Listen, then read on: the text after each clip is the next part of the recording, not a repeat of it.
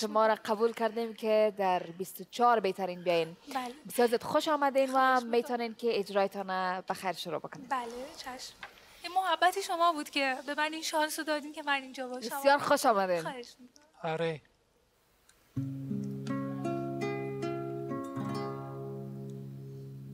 زلفونت بود تار ربابون، چه میخواهی از این حال خرابون؟ تو که با ما سر یاری نداری، چرا هر نیمه شو آیی بخوابون؟ فلک در قصد آزارم چرایی؟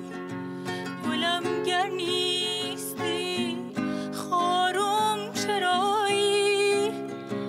تو که باری ز دوشم بر نداری، میونه بار سربارم چرایی؟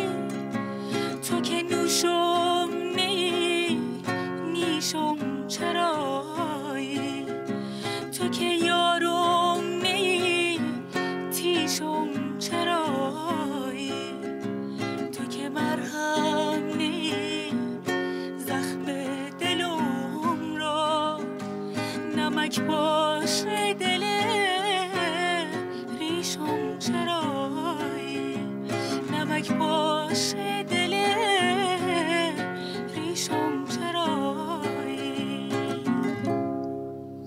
خدایا داد از این دل، داد از این دل، که یک دم منگشتم شاد از این دل. چو فردا داد خواهند بگویم 100,000 داد از این دل. دلم دور از تو احوالش ندونم، کسی خواهد که پیغامش رسونم. خداوندا ز مرگم مهلتی ده، که دیداری به دیدارش رسونم. خداوندا ز مرگم مهلتی ده، که دیداری به دیدارش رسونم.